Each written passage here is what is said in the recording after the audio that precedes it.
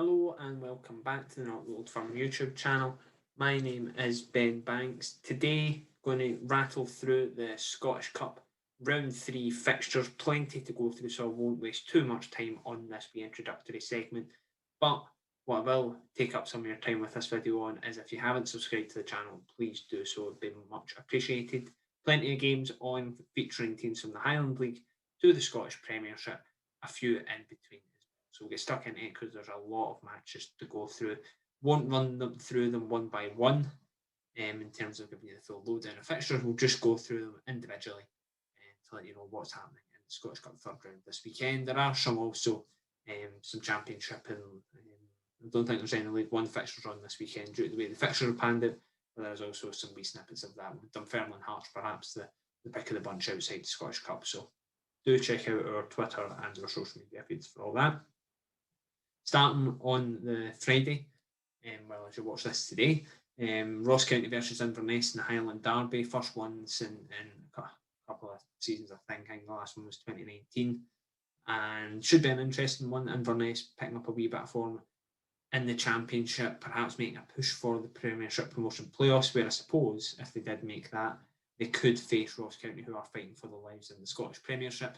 But in this occasion, John Hughes meets his former side in the Scottish Cup, the former side where he won the tournament just in a couple of managerial jobs ago for him now. I think his last cup tie was perhaps with Inverness, so it shows you just how far back we're going here. But yeah, it should be a really interesting one. This live on the telly. He's created history with one Highland club now.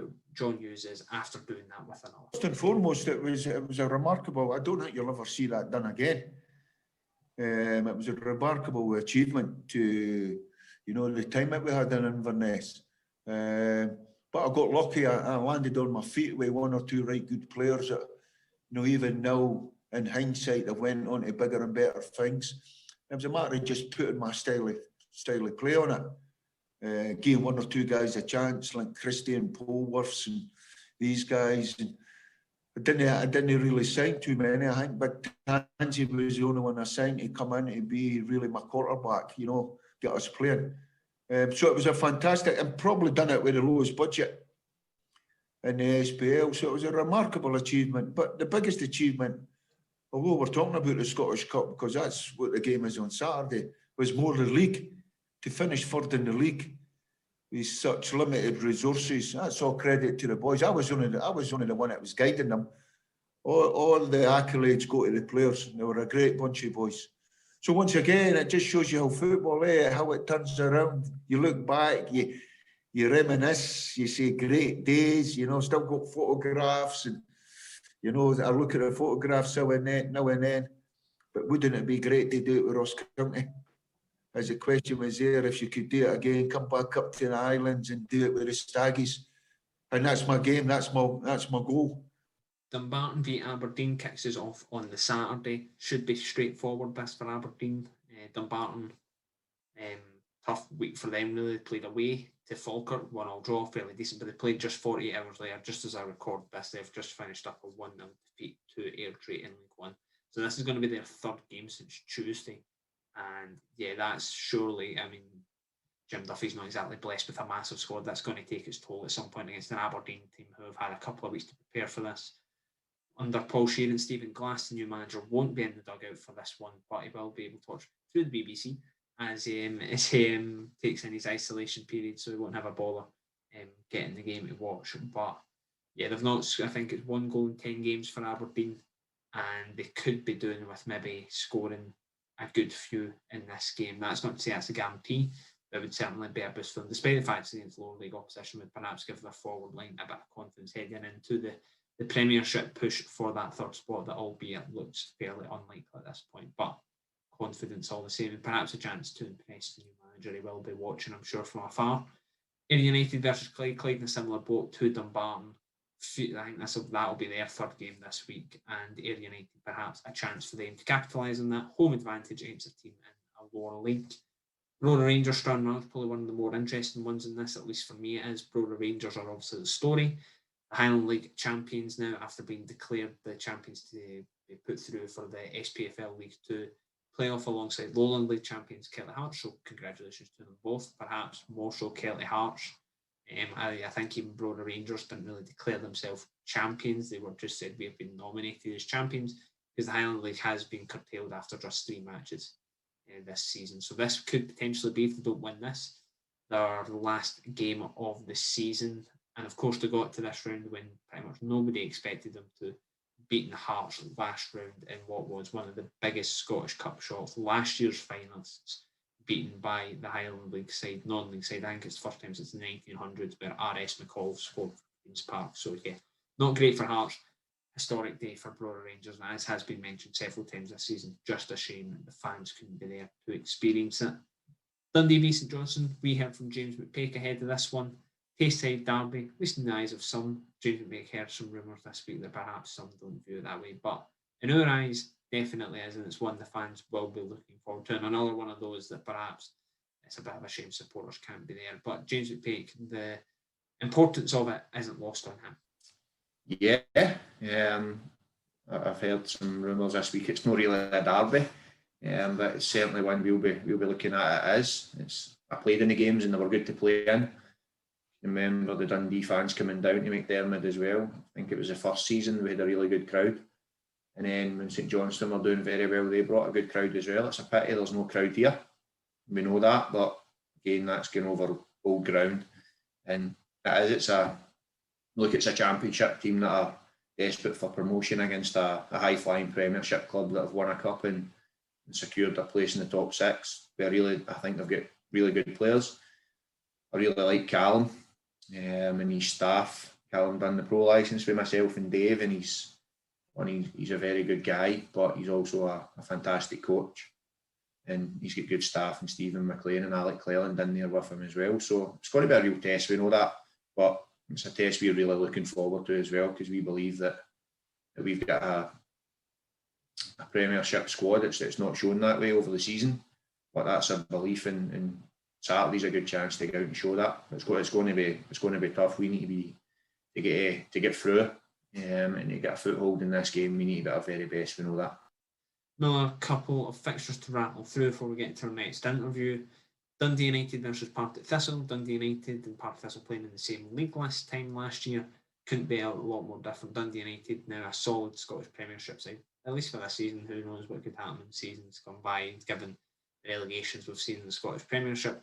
Not for a moment saying that's going to happen to Dundee United, but for now, solid Scottish Premiership team against Partick Thistle, who are pushing for promotion from League One, albeit the league title looks a bit further away. They're 8 points off at the top of that league, and they look like they need a couple of wins to secure a promotion playoff spot. Perhaps a chance to take their eye off that a wee bit this weekend, albeit a tough task away to Premiership opposition. East Fife versus Morton, another one of the ties where it's not lower league in terms of Morton, but especially East Fife and Morton. East Fife will perhaps see it as a chance against the team in a league above.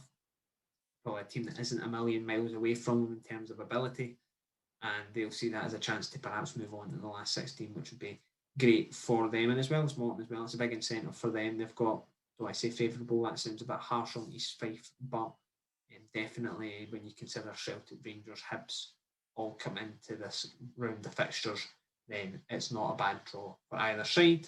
For Athletic be Edinburgh City. Good news for Edinburgh City this week. They're going back to Meadowbank next season, which is great news. They've been pushing that for a long time. They've got the new manager in Gary Naismith, sporting director in James McDonough, and yeah, things are looking good for the Edinburgh Citizens as they look to become the third force in Edinburgh.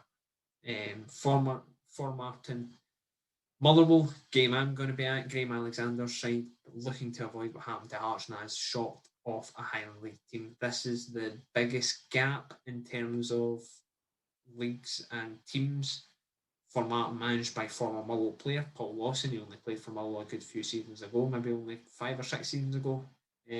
So fairly recent history with Motherwell. But now he is the manager for Martin, and he'll be looking to cause, I think for me anyway, this would be a bigger shock than Brora putting out Hearts. For Martin, I've played even less games. I think they've played 5 all in since the term of the league shut down last year. So they've played 5 competitive games inside the last 13 months, and probably won't have had many training sessions. To beat Annan in a penalty shootout for this, so that was the last competitive game was in the Scottish Cup. But not a lot of football played, and you would expect Mull off the back of a 2-week break, fit and refreshed, that they should have enough to beat Formarn. But it's the Cup, and yeah, the old cliche goes, anything can happen. But you would expect Mull to win this. Mull should win this. And if there isn't, you can expect a Hearts-style inquest, which Graham Alexander will be keen to avoid, and it's one I am looking forward to. I'll be there on the day, so it'll be interesting to sort of see sort of new ground and things like that. It's not often you get to go up, especially in these times, to grounds like that, of which I'm very privileged to do so. Fraserburgh, Montrose, and another one of the ones. There's a few ties. I mean, we've gone through them. Brora Rangers, Stranraer, even Ayr United, Clyde, East Fife, Morton, Forfar, Edinburgh City. These are all ties where lower league sides from even League 2, League 1, and perhaps less so the Championship, have the chance to move into the semi-latter stages of this tournament. And for Fraserburgh and Montrose, it's a great chance. So you would expect Montrose heavy favourites in this, given how well they've done in League 1 this season. Now, on to our next interview with Jim Goodwin. We heard from the Buddies manager ahead of this after going ahead of him, going back to the place where he lost his Premiership top 6 spot on 2 goals just a couple of weeks ago, so perhaps a bit ironic. He's going back here. Hit with a bit of injury news before this, though. Colin Quainer looks to be missing the rest of the season, and the way the contract situation plays out, it looks like Colin Quainer has also played his last game for the Forsyth Man. If you manage to find Jim Goodwin's head in this, please do let us. Well, listen, I don't think Colin's done enough to merit another contract right now at this moment in time. So, no, we're not having those conversations with Colin. And I'm sure the big man will understand. You know, we brought Colin in here in January to score goals and to get us into that top half, and it hasn't quite worked out. That's football at the end of the day. So, no, I don't think Colin will be here beyond the summer. Well, listen, I don't particularly like the January window, to be honest with you, because the players that you tend to go for are available for a reason, you know, and it means that they're either free agents because they haven't been able to get a club in the summer window, or you know, they've been released from a team because they haven't been playing. So there is always an element of risk with the January window. There's always going to be those fitness concerns, but we didn't have an issue with Colin. You know, Colin's a naturally fit guy anyway. You know, we knew when he came in, when we had a look at him, that he was in really, really good shape. He was unfortunate against St Johnstone, where he took a heavy knock on his knee and, you know, got a bit of medial ligament damage. But since then, he's had this hamstring problem, you know, when he came back into training, and that's purely down to fitness, and it's down to conditioning, and he hasn't done a proper pre-season, so he's probably not able for the demands that have been put on him, and it's really, really disappointing for him, because he's a great guy. He's really settled into the group really well. He's well liked within the dressing room, but, you know, Colin didn't come here for a holiday. He came here to play and to put himself in the shop window in order to get a better contract somewhere else in the summer. You know, we wouldn't be able to afford Colin under normal circumstances. So it's been very unfortunate for him, but, you know, like I say, that's sport. At times people get injuries and there's nothing you can do about it. For me, one of the ties of the round, Livingston versus Wraith Rovers. Livingston going well in the Premiership this year. They've got the top 6 spot. Perhaps have got an outside chance of pushing for 4th. Have played some really nice stuff. And Wraith Rovers, again, for me, one of the teams of the Championship this season. Have came straight up from League 1 as league title winners, and they have taken the Championship by storm. Currently sitting in 2nd place. John McGlynn showing that I think perhaps some people associate John McGlynn with the usual lower league stuff, you know, you need experienced pros with 200 plus appearances and big balls up to a 6'2" striker, but they've done it completely differently. A lot of young players who actually managed to play some actual football, and it's really good to watch the Fife derby during the week. The 5-1 win over Dunfermline was really impressive. Dunfermline went great, but Wraith Rovers were very good, and this one could really go either way. I don't think it's a tie. Livingston will be looking forward to all that much, because they've not got the excuse of the plastic park. Only joking. I think enough people have made that joke wrongly, in my opinion. But yeah, should be a really interesting one. This perhaps one to keep an eye on if you're in the house and you've got a bit of a loose end, don't know what to watch as a neutral. Livingston Raith Rovers would perhaps be my recommendation. You could, even though Livingston have got the tendency to be a bit tight, I think this game could be fairly open and we want to keep an eye on. Stenhousemuir v Kilmarnock. You'll see this on the channel over the weekend. We spoke to former Kilmarnock manager Lee Clark. He's out in Sudan, African Champions League, massive fan base with massive expectations, and he's loving his life in his new environment. Yeah, well, you're saying, Sudan, and you're probably right in terms of the country or whatever, but I was, looking overseas. It's always been something I've wanted to do since I started coaching. It was always in my plan. I had an opportunity a couple of years ago in Europe, but my father's ill health, didn't allow us to do that. I didn't want to be overseas while he wasn't very well, and I couldn't get back across very quickly. So decided I couldn't take that opportunity that was given to us then. And then this one came up, and I looked at the club. I looked at what it was about, compete in the Champions League when the COVID restrictions are away. 43,000 full house, very, very passionate. Support, one of the biggest clubs in Africa, in the top 4 or 5. So I thought, why not? Obviously, different experience, different culture, and I'm thoroughly enjoying it. I think this squad's far superior to the one I inherited.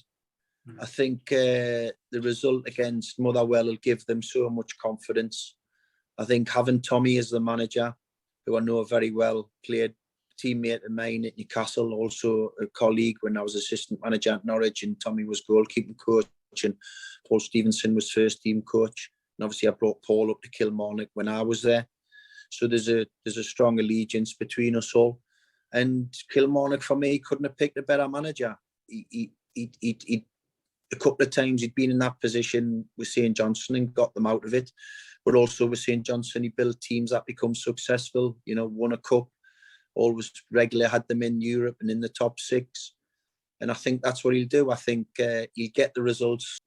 That full interview will be out on the channel on Saturday morning. So after you've watched the Highland Derby and read all our coverage on our website from that, you can tune in to that episode. It's roughly 25 minutes in length. On the Saturday night, to finish off the Saturday coverage, is Celtic versus Falkirk. Falkirk, massive game for them.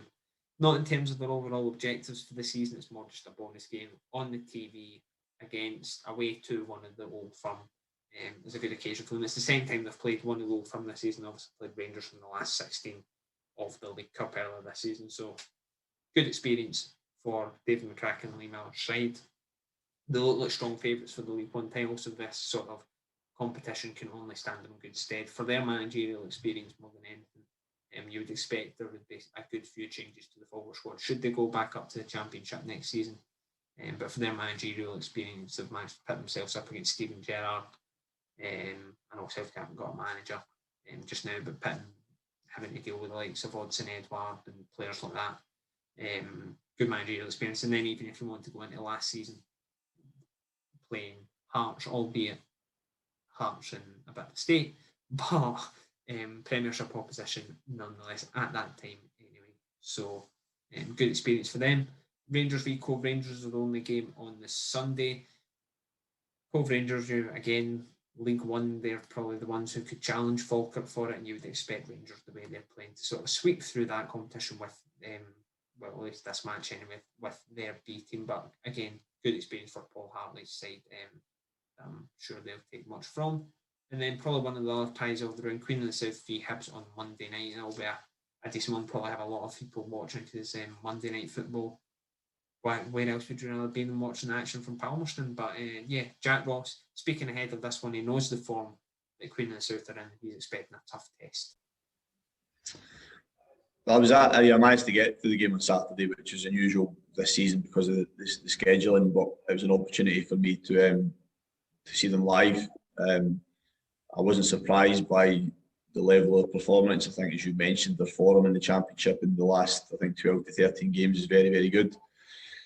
They have that balance between experienced, good professionals that have a good understanding of the game. With the youngsters that are obviously either on loan or trying to prove themselves again, having been at maybe bigger clubs in the past. So they have an energy about their play, and they come into the game obviously with that confidence that you gain from recording such a result. But I'll always balance it with the fact that, as I mentioned earlier, about where we've been all season as a club, the quality that we have within the squad, the steps forward those players have taken this season, international recognition, the attention some of them have received, been subject to transfer bids, etc. So we'll be respectful. We're prepared all week for the game. We've had that extra time to do so. A tough match for us, but an exciting match nonetheless. And that's all we've got time for on this preview. We hope you have enjoyed. Do remember to like this video and subscribe to the channel. Plenty on. As said, Lee Clark's interview will be out on the Saturday morning. We'll have a review of this as well before we return to our Premiership stuff next week and any bits and bobs we catch along the way. There's plenty of Scotland stuff this week. So I think we've had instant reactions to the 3 games against Austria, Israel and Faroe Islands this week, so you can go and check them out. The most recent one obviously being the Faroe Islands past, so do check them out. Right, enjoy your Scottish Cup weekend if your team's involved, and until next time, take it easy.